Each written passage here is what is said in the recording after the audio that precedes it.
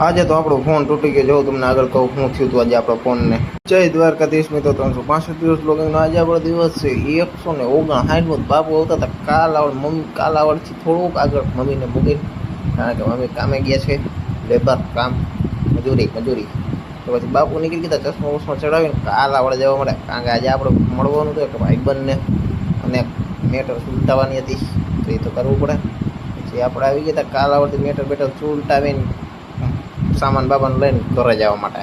ચશ્મા જો કેવા લાગે, મસ્ત લાગે છે ને.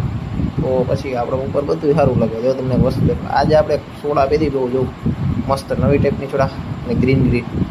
મારો ફોન 2 ભાગમાં થઈ ગયા, જોઈ ગયા 2 ભાગ. કેવા 2 ભાગ આમ જો, એકની એ રે બબે થોડું 2 ભાગ કરીને કીધું તો ચાલુ છે મારું દીકરું, ચાલુ કે જો ગમી ગયો ફોન ચાલુ, ફોન 1 નંબર આવી ગયો, તૂટી ગયો બિચારો મારો દીકરો.